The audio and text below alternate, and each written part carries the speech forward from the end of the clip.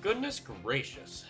It's that time of the week again, folks. Today, we come at you from the Stormstout Brewery. We're still in the Valley of the Four Winds, still continuing our Pandaria tour. And I guess you helped out Chin and Lili in the past, a few years ago. Yeah. With Claire, and I guess they had a bit of a hosen issue, so Yeah, it just seems.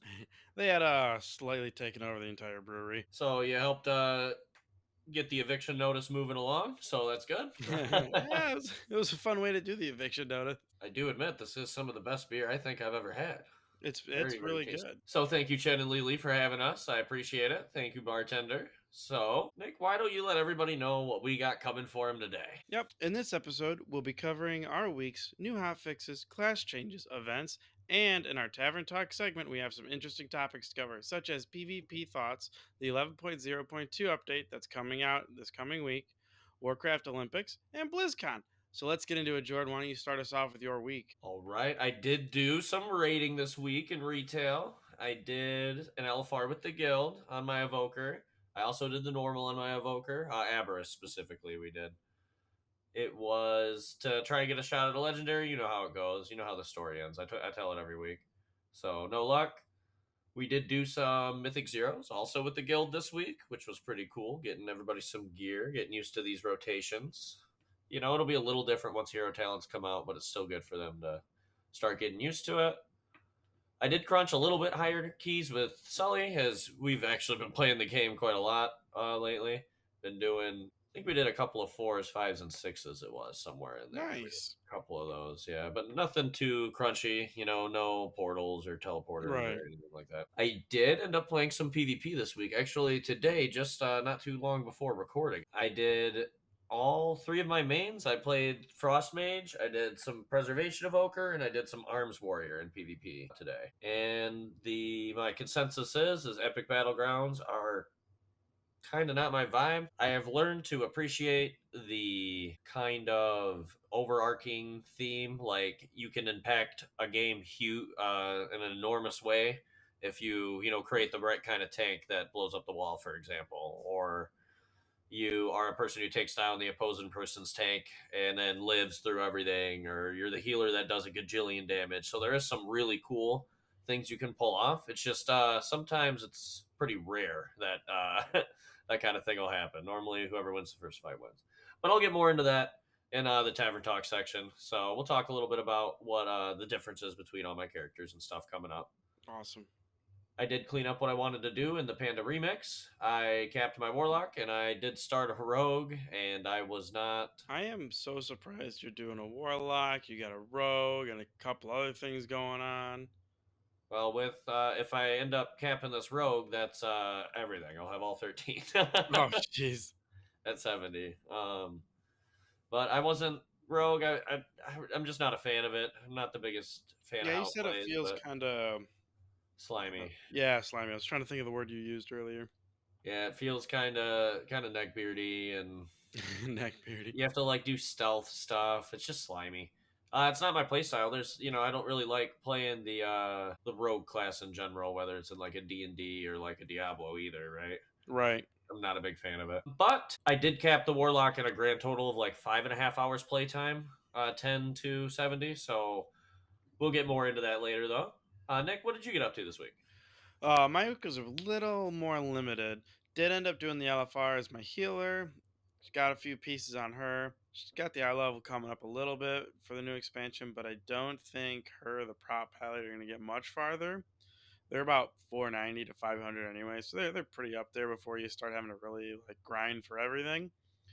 Dungeons, I ran some mythics on the prop pally to push her gear up as well, and ran the holy and prop pallies through time walking this week for that extra piece of gear.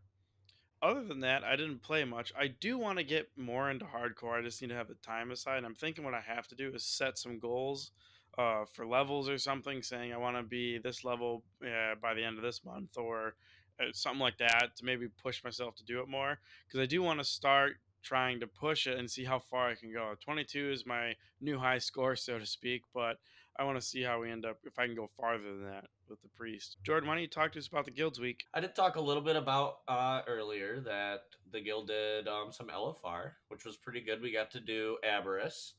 got to see what another raid was like. It's a little overwhelming for some of the new guys that are coming around because, generally speaking, this game is one raid at a time, not three raids at one time. You know, they don't have to learn 17 different gajillion mechanics because we're deciding we want to do this raid this week and this raid this week, right? But we did get to see some Avarice, and we also did our usual round of Mythic Zeros. We always have a band of fools that all get up together Yeah.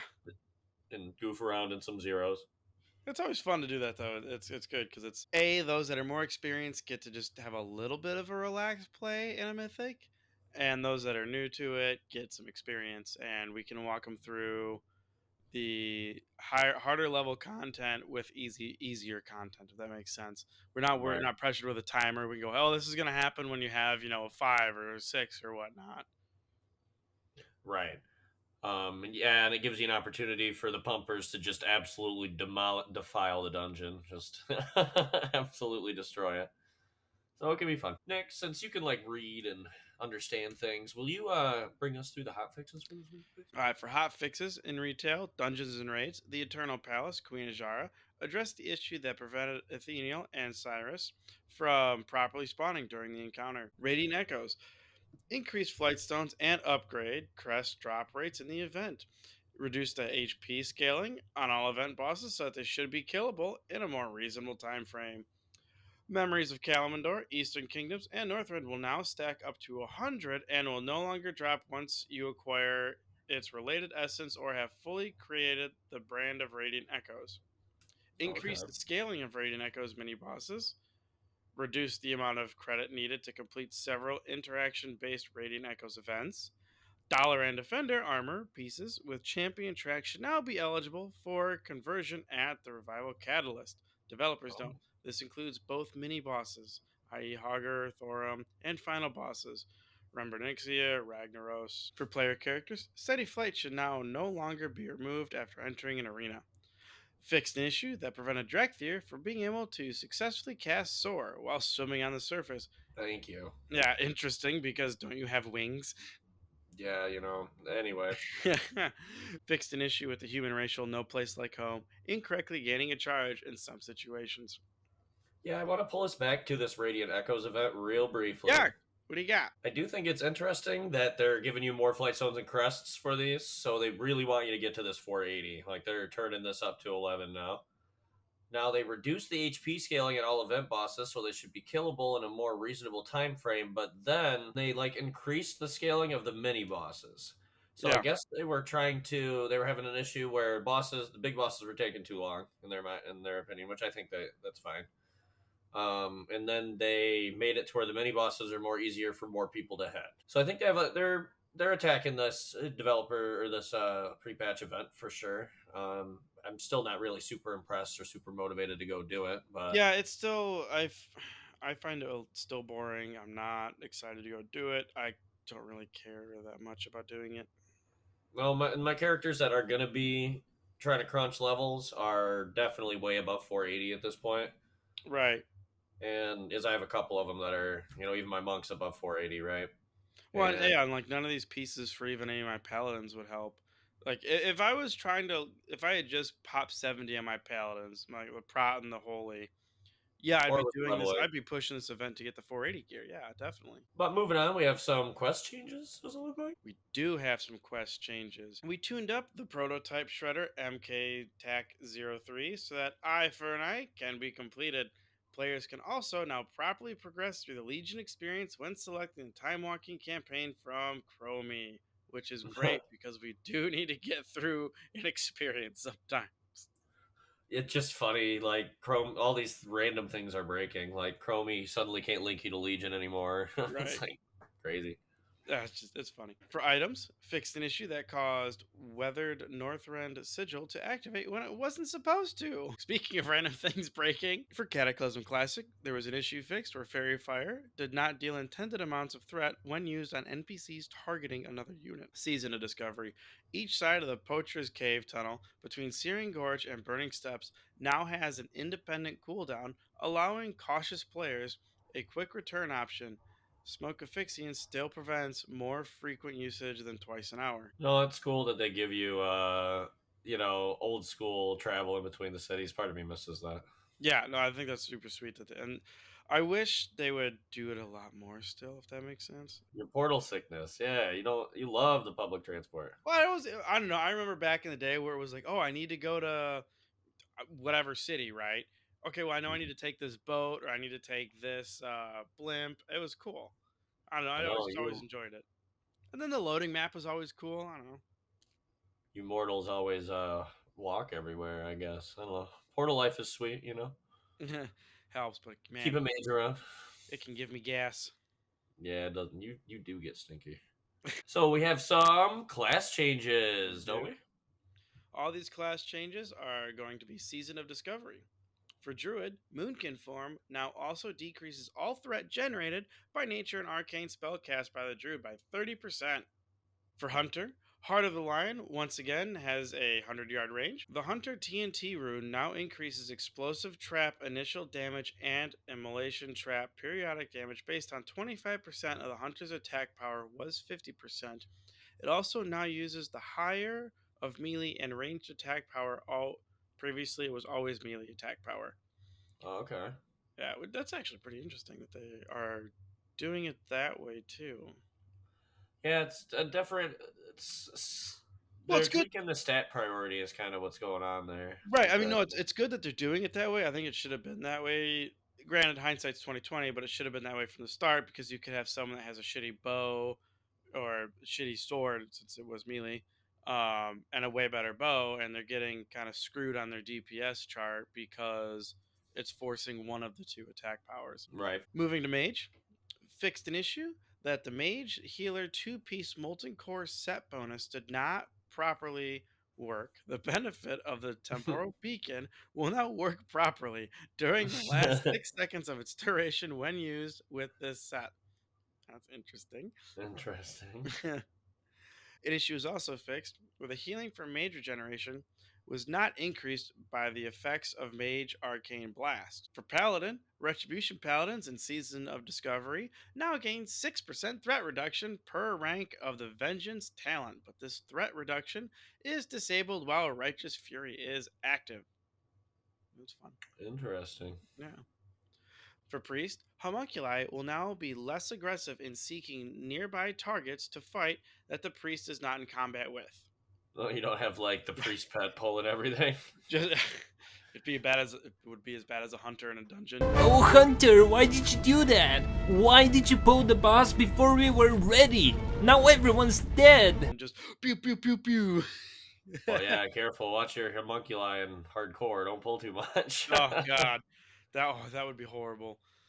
For Rogue, the Rogue 6-piece set can no longer trigger incorrectly from sebaceous poison. For Warrior, the Focused Rage rune will now correctly reduce the cost of Meat Hook by 3.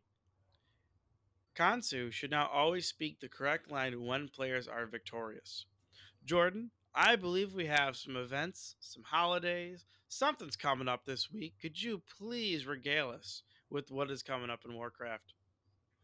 Yes, we do have the end of the Arathi Blizzard event. We also have the end of our Legion Time Walking event coming up here this Tuesday. But the new PvP brawl is the Gravity Lapse. That's the goofy one where you're like in the air, and it's.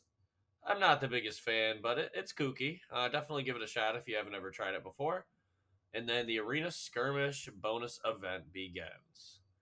So this is where you'll get double the rewards that you normally would from doing arena skirmishes. Couple important things going on this week is the Mists of Pandaria remix will be ending on Monday the 19th. You will be 6 days out from the time you'll be hearing this. You do want to make sure that if you had a character you wanted to crunch up to 70 real quick, if there was a mount you were still grinding out, if you haven't gotten your Tusks of Manaroth that you wanted yet, you have till Monday the 19th. It is showtime. They've been putting it in the top left side of your screen the entire time. We are going to be within a week. So definitely get anything you wanted to get cleaned up now, for sure. We also have on the 16th a free t-shirt day. Nice. Woo! Vendors have been spotted in several locations throughout Azeroth selling t-shirts for free. There are even Now, rumors about entertainers launching free secondhand shirts in Capital now, if City. only it was actually a free T-shirt from Blizzard, that would be awesome. That would be They awesome, but would no. go bankrupt. Yeah, it's a lot of t-shirts. There's a lot of all the bot accounts. Oh my god. That's what I'm saying. Yeah. But bringing us into Affixes this week, our weekly celebrations and our mythic dungeons are Tyrannical, Afflicted, and Bolstering. Tyrannical bosses have 30% more health. Bosses and their minions inflict up to 15% increased damage. So this is boss week. You're going to be lusting on the first boss and potentially, third or last boss, depending on which dungeon you're at. You also have Afflicted this week, which means while in combat, afflicted souls periodically appear and seek the aid of players. This is the cleanser heal. You want to make sure you're specking for it as your druids and things like that. You want to make sure you're taking your cleanses to be able to help the healer out, because healing one, especially once you get up into the hierarchies, it becomes pretty difficult to heal them to fall because you only have one cleanse. I'm lucky because I'm an evoker. I have the cleanse and cure disease that'll take care of 2 of them, but the cure disease is on a 60-second cooldown, so it ain't going to get us out of it every time. So some things to keep in mind. And then we have Bolstering. While any non-boss enemy dies, its death cry empowers nearby allies, temporarily increasing their damage by 20%. And it does stack. So this is a spooky one. This is, you got to, at least it's not fortified bolstering week. Like your trash doesn't already do more damage, and then after that it's going to be empowering for 20% more. It's like you don't have that this week. It is tyrannical, but the trash at 10s and higher is going to be no joke. Bolstering will keep your trash pulls reasonable for sure. So we did talk that we were going to talk briefly about the 11.0.2 updates. So I'm just going to skim. Let's pick an example here. Let's let's read just one spec in here. Let's do Windwalker Monk. Oh, not the Holy Paladin. It's like 3 paragraphs. Well, Windwalker got neutered too. But did it? Yeah. And so here's just Windwalker real quick. Blackout kick damage reduced by 8. Tiger Palm damage reduced by 8%. So when I say 8, that means percent. Rising Sun kick damage reduced by 8. Fist of Fury damage reduced by 8. Spinning Crane kick damage increased by 13. Rushing Jade Wind damage increased by 20. Thunder Fist damage reduced by 8. Strike of the Wind Lord damage reduced by 8. Whirling Dragon Punch area effect damage reduced by 8. Dual Threat damage reduced by 8. Chi Burst damage decreased by 20. Chi Wave damage increased by 80. Chi Burst's activation effect will not take up to... So you're getting the point here. There's quite a... And this is just Windwalker. So we're not really going to go over this entire sheet. We will definitely make sure we include the link in the description of both on YouTube and on our Spotify and podcasting affiliates. But it's a lot. You should check it out on your class. Yeah, and Nick and I in the Tavern Talk are going to go over just Fury Warrior and Retribution Paladin. Just to kind of give a little bit of context on how we feel about it, and then maybe if we have a little bit of time, we'll talk about how much they are, how much stuff was decreased. They like nerfed everything, like everybody. Yeah, no, I don't think anybody was untouched in this. No, it's crazy. So yeah, we're just gonna go through, like I said, 2 specs and tell you how we feel about them. Something we're ready to talk about, and but we wanted to make sure that you guys heard that. You need to go read it for yourselves. Yeah. But I believe that is the end of our regular scheduled content. That means it is Tavern Talk time. Let's get it. Yeah. So here we are in the Tavern Talk. Thank you, Chin and Lili, for getting us these cool seats inside. Nice and cool in here. Fantastic. Inside the brewery. I've never seen mugs this big. They were like...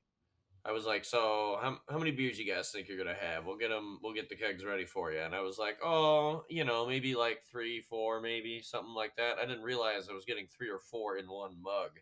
These things are huge. Yeah, they're big mugs, but they're good. Yeah, it's very, very good. They chill them, and then it's like a wood mug, so it stays cold for a while. They do some good work here, for sure. Oh, it's fantastic. So, speaking of beer, let's take our drink to the one, the only, the Life Binder, Alex Straza herself. Yeah.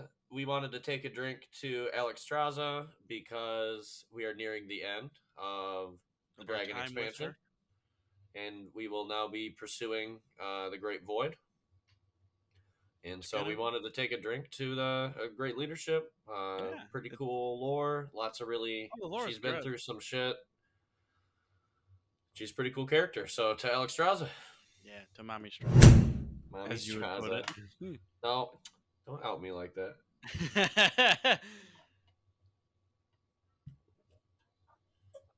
Very good. So I think I'm going to kick us off with the first topic. Yeah. It is. I talked a little bit about how I was going to talk about my PvP experiences and some thoughts and ideas about where they're going to go with it, with the new builds and things like that. I wouldn't say I got super experienced at all of them. I didn't do solo shuffles at all, for example. Wasn't really trying to grind out any season 4 PvP, for example. Definitely not taking it like that. Just playing through how some of the new classes are going to work, seeing what kind of stats are better or worse, goofing around with it. You know, if tons of honor, you can just play around with all the honor pieces. So the mage feels, I really kind of like arcane. I think I like it more than fire now in PvP, which I think is pretty interesting. That is. I really like arcane in a player versus environment scenario most of the time You've been because there's a trying lot. to crack that. Yeah, I've been doing well. Actually, I did recently. Yeah? Help me out a little bit. So, There yeah, we go. I was doing 450, 400 overall throughout the whole Nice. dungeon. Good job, buddy. 300 one time too. So a couple of pretty good shows. A couple of times. It took me. Well, yeah, you were just getting frustrated with it for a bit, and I was like, just take a break from it. Look at it again differently. Well, I just didn't take a break from it. I just watched videos and just ground it out.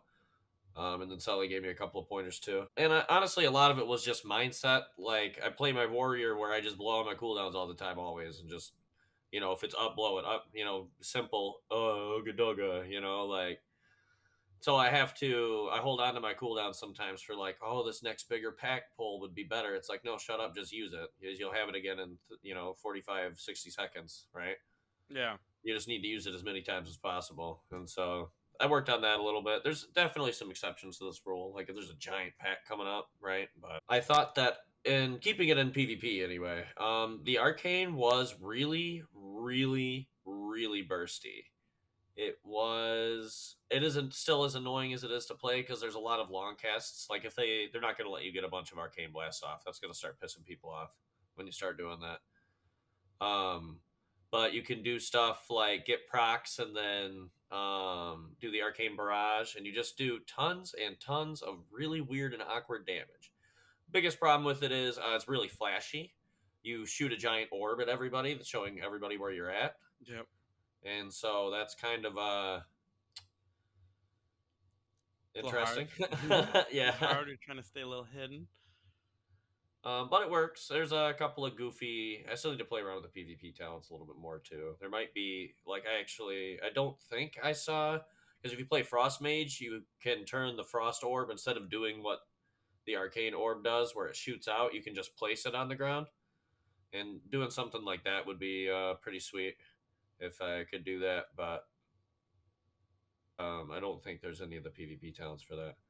Then the Evoker was how it normally is. Healing is a mixed bag in PvP. You got to have lots of patience. You have to love some fools sometimes and just absolutely heal them and save them and yank them around and help them with objectives and ping stuff. But it's cool. It is definitely probably what I would say I'm the best at in PvP. I normally get a lot of heals, and generally speaking, I can focus enough on the objectives to make sure like I'm either with the group murdering the guy that has the flag, like our flag, or I am murdering people trying to murder the guy getting the flag, right? Right. So on my Evoker, I'm at the mercy of other people's choices as far as major damage goes. So that can be interesting sometimes.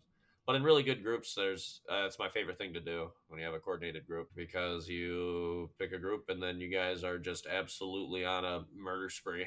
You just go nonstop. Yeah, it's literally, I'm holding a chainsaw, and the chainsaw moves itself, but it's going to good places. It's cutting the trees up good. Weird metaphor, but and so the warrior was definitely the most annoying. I did arms warrior. It was quite people are pretty good at kiting in PvP. They know what their slows are. They know what their roots are. Priests know how to fear the hell out of you. It was pretty tough once I got into the second epic battleground, and I would charge into a guy that's in the front. Some guy that I thought mispositioned, and all of a sudden, all the warlocks like look at me at the same time. And they all chaos bolt me in the mouth. Yeah. And I'm like, oh, well, I spell reflect one of those, but dunk, done. It's like, dang, it was just one charge, guys. Damn it. Yeah, the war mode was pretty difficult. I did actually like doing they have rated solo battlegrounds now. That's interesting. And I mean, they're battleground blitzes is what they are right now. So it's kind of not super great, but it's kind of interesting to have, there's no 5-man groups in it, right? Just to have everybody try to do a battleground and ping shit, and everybody has tons of fucking gear. And so, yeah, I think that's all I really want to talk about with PvP. I do think if they did a rated like solo battleground, I think that would be something they can do. I think they could definitely do right like a solo queue where you get matched with 9 other guys, right? Yeah.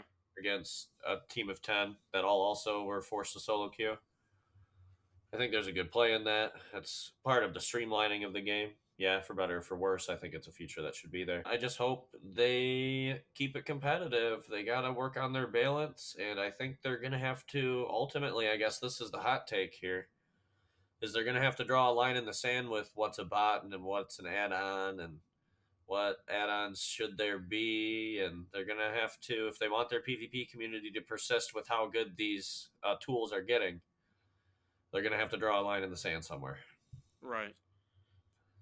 I you PvP way more, so you have a bit more understanding than I do. Well, yeah, like the simplest explanation is the one I keep going back to, which is like the interrupt, which this actually isn't even an add-on. This is just a macro, essentially, a really complicated, long macro. Oh, yeah. And you program, so you essentially use like if statements to make sure that if this long list of spells is casting, then cast the interrupt. So you can't miss the interrupt, right? And this isn't Right. even an add-on. This is something you could write by yourself as a macro in the game. But I feel like that literally completely defeats the purpose of it being an interrupt. If you can't make the mistake, it's like it's not a cleanse. Right. Right. That's the whole reason why interrupts are different. It's not just a second cleanse. True. So it's just interesting. And so I do want them, if they really care about their player versus player community, they're going to have to start addressing those kinds of questions and, take stands on these kinds of things one way or another, and not just leave us in the dark about, oh, we banned a gajillion bots, woo, go us. And Right. they have to do it in waves and at random times so that way they don't catch on and things like that. Or the offer, what is it, like $1,000 for PvP bots or whatnot in China? Mm-hmm. So I think that's all I wanted to talk about with PvP. Just Blizzard has they have to definitely step up if they want their PvP community to really take their game seriously. So I wish them the best of luck.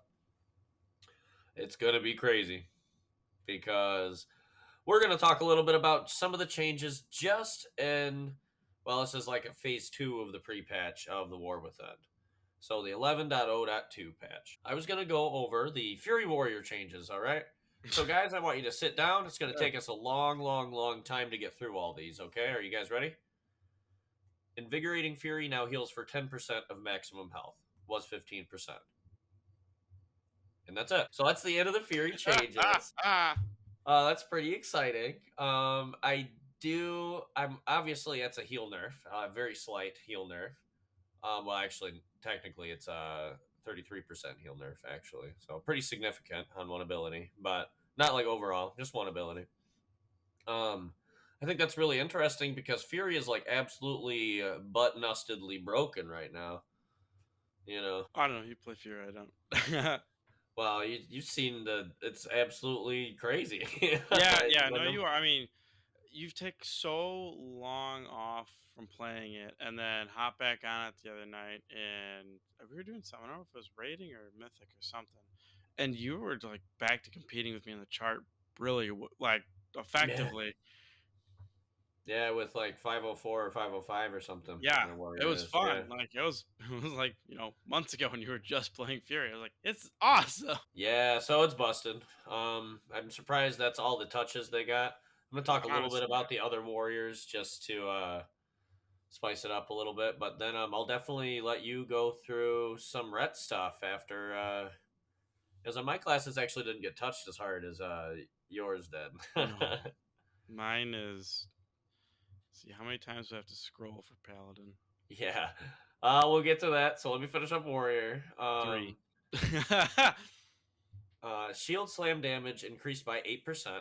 Pain and gain now heals for 2% of your max health. Was 3.5%. So they buffed shield slam damage, which I guess is cool. If you're a tank, I guess that was maybe a threat thing. Is probably what that's about, if I had to guess. And then pain and gain now heals for 2% of your maximum health, which is just a slight overall nerf. Like we have a little bit less sustain now. Yeah.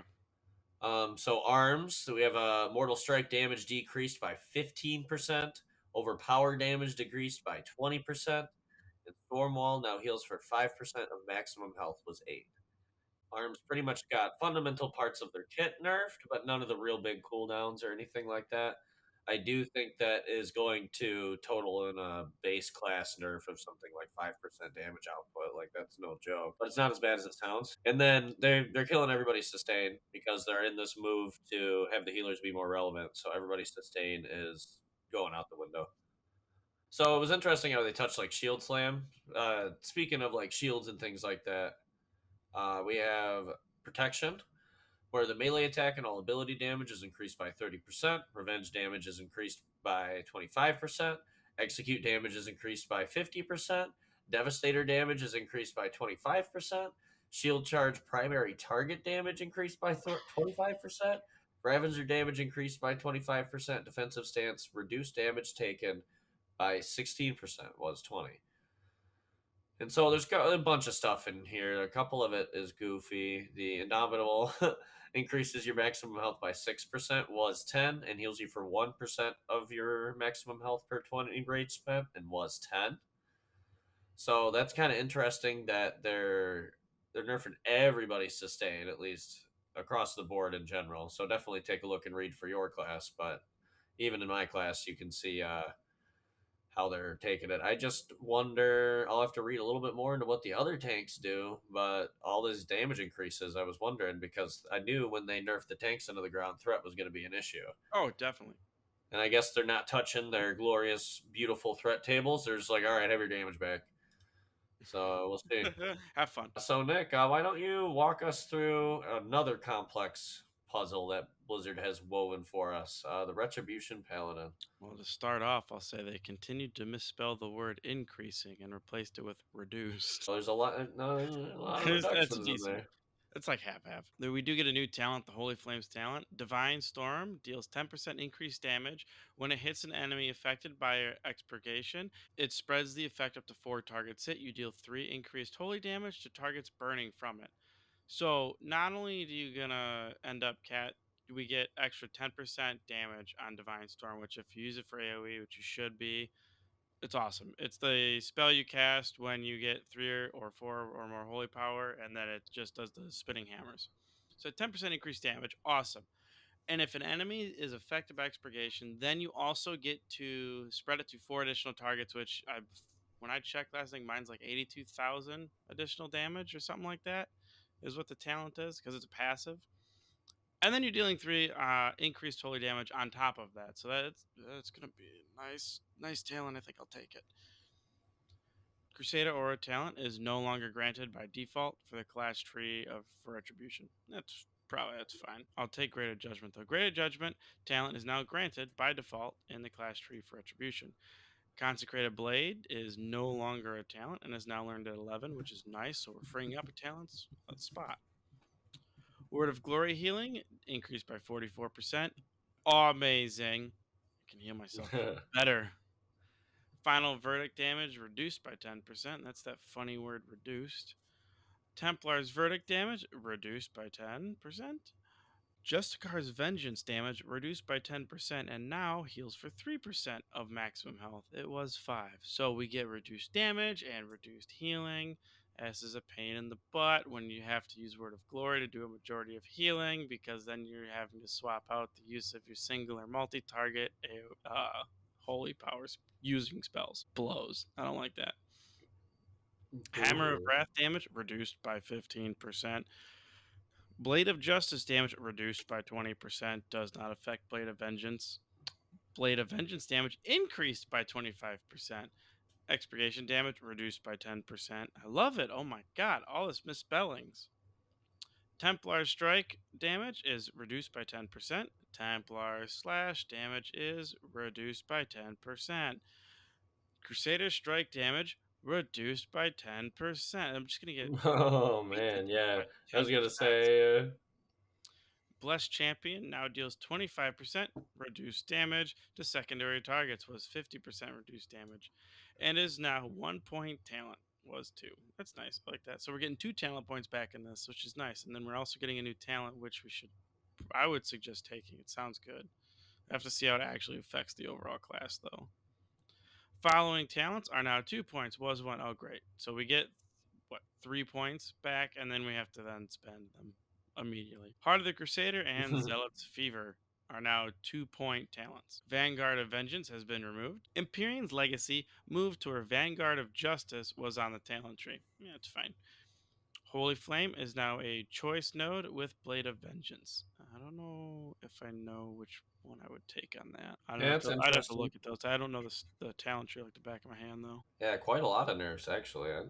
The word reduced is it's their favorite word for Paladin. It's very sad that they would do such an atrocity, almost a massacre to their favorite class. Not anymore. It is time for the warrior. It is the age here of the warrior. Were you going to do more warriors, or did you go through all of them? No, I did. I was going to talk maybe a little bit, since actually Preservation Evoker is pretty short. Yeah. So this also lets me touch a little bit on what they're trying to do with the healers. Preservation Evoker, Spirit Bloom healing increased by 20%. That's really cool. That's a sick group heal if you need it, especially in dungeons. Oh, it's my dungeon baby spell. Reversion now, it will extend its duration by 30% when it is refreshed. Sweet. Emerald Blossom and Echo Cast will no longer consume Essence Burst when they are released from stasis. Lifebind will now trigger its healing from heals that are considered procs. Field of Dreams procs will no longer incorrectly benefit from Titan's Gift. Oh, interesting. Well, so that's like a shadow nerf. But the rest of it is just healing buffs. I thought that was interesting. Because if you take a look at, like, a perfect example. Let's take a look at Holy Paladin. Oh, please, no. This is a very kind of vastly different. Holy Light healing decreased. Holy Shock healing decreased. Yeah.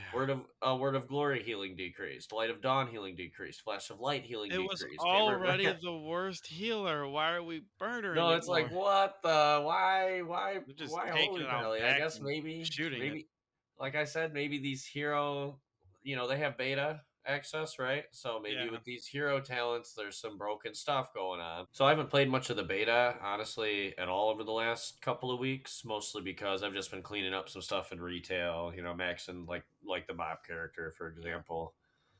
I actually don't know if this is balancing things based on the hero talents that are going to be allegedly coming out at some point, somewhere around the 22nd. Yeah, I don't know. We'll have to see. It is interesting what they've been doing.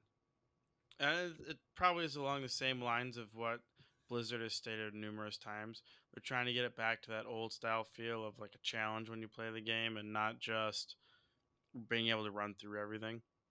Although I will say, holy healing is on Paladin is already hard enough. Please stop.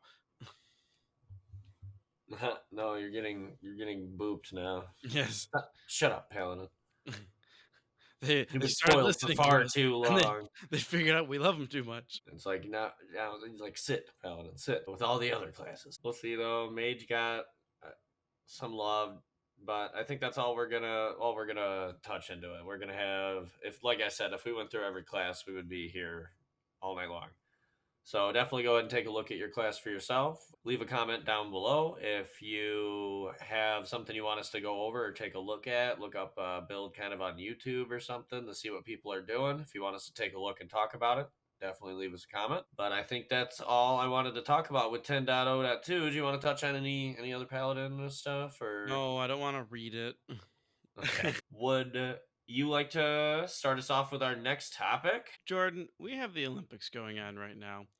What do you think would make a great Olympic sport from World of Warcraft? Or you want me to start it? I started the conversation. I don't know. I talked about my problems with the PvP experience. I do think if they were to organize a content release drop at a time like something like the Olympics, maybe that could be interesting. Like they let everybody at a competitive, like they opened the world up to server first or something. Like I don't exactly know. It'd probably be better if you did like an MDI or something. Oh, The okay. problem is yeah, because then you could have like organized teams that have been around for a bit. Yeah, I just think something And like that and in the Olympics would make a good sport.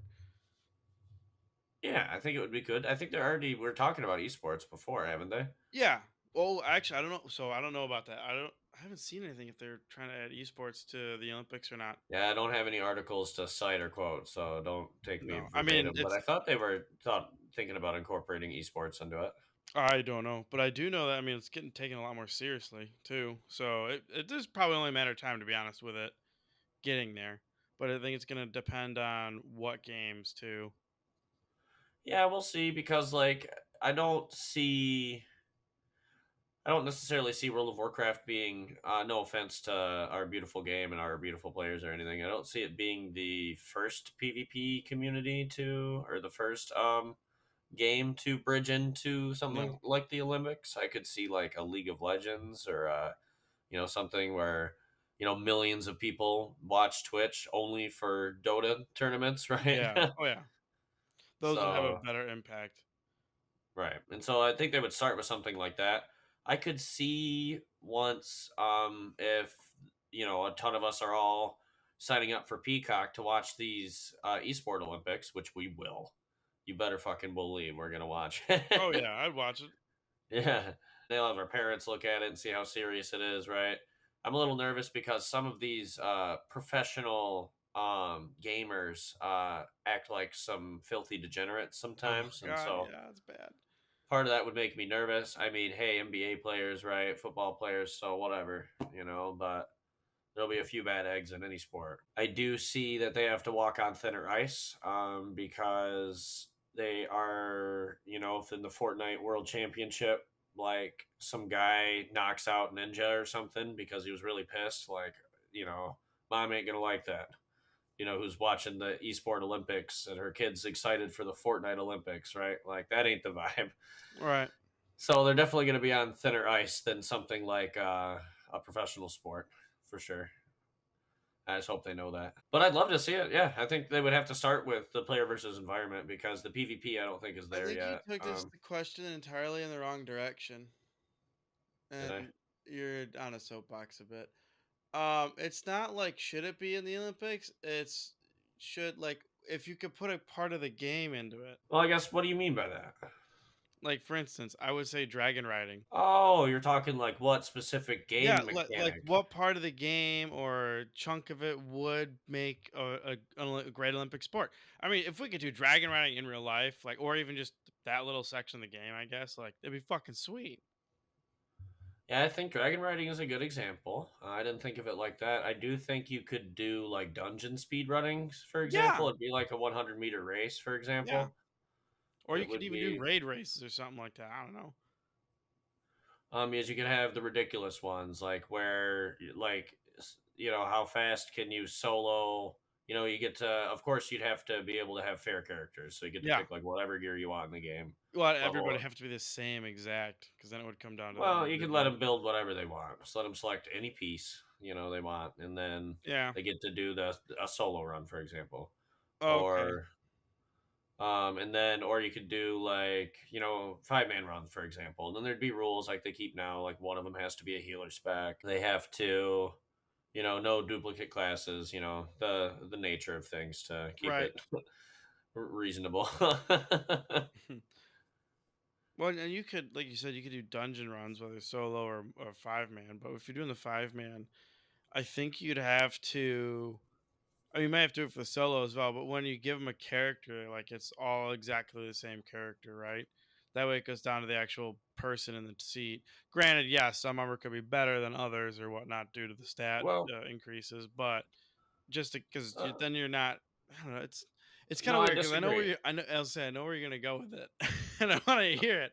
Um, let's say I wanted to pick a different build, right? Like I wanted to use a different set of talents because I have a different idea of playing this character than the other guy. And so because of that, my stat priority changes. Yeah, I that's want these true. shoulders and this trinket. And that would be similar to like a pitcher is working on these muscles when throwing because he wants to do this kind of specific pitch, right? Right. Um and Well, I so mean, well, that and I was thinking about too, because as you were going about like the class breakdowns, like yeah, then it does still go to the individual in the chair because they're gonna have knowledge of how to do something different than the standard or whatnot. right. It would almost be interesting if for the Olympics they just took a lot of the rules off and you would just see like 4 demon hunters and like a resto druid or something and see how fast they can get through it. I think it'd be interesting. Now, I do know why they put it in the first place was because people were multiple shadow priests all the time. Yes. So, Well, Jordan, I got another great question for you. yeah. Since Blizzard decided to kill it this year, do you think that they will or that they should bring BlizzCon back? Will, no. Should, yes. Why do you think they won't? Or yeah, why do you think they won't? I think it's the right way. I think it is, they don't make as much money on it as they wanted to, I think.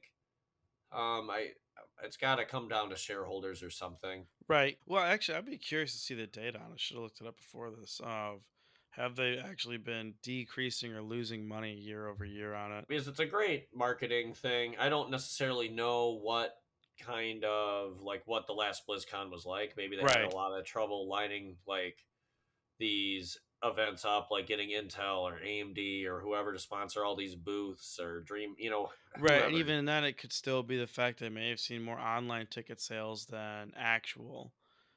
But we also had COVID in the last 2 times, so We'll see. I mean, anything's possible. There's a ton of subs right now. They could do it again.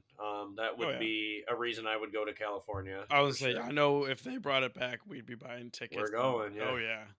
We're going. Because I want them to bring it back. It's something I've always wanted to go to, and then you become an adult with adult money and the ability to travel. It's like, oh no, I can't. Yeah, I know. Like when you can So, finally afford to spend that extra money. yeah, see, Anaheim, California, which I'll leave my opinions and all that, but I don't think California would traditionally be my first place to visit, but for BlizzCon, that's Yep. definitely pretty Hey, I'll exciting. go spend what 3 4 days out in California doing nothing but World of Warcraft. Hell yeah! Yeah, it'd be sweet.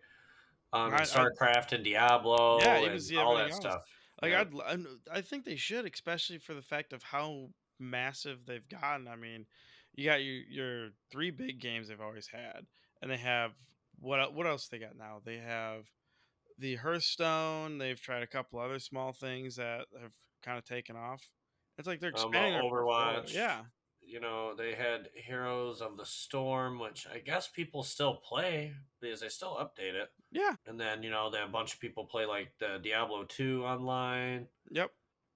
But And like, yeah, they have a there's a bunch of lot of stuff. stuff that I think they could now use in their portfolio to sell it more. But Yeah, they already are. Actually, that was something I thought it wasn't really about World of Warcraft necessarily, but there is cameos in Diablo now of like Sylvanas and characters from you can like get oh, a that's awesome. Sylvanas like I mean your character doesn't look exactly like her, but you Right, have like get her different clothes, the models. bow, and you know.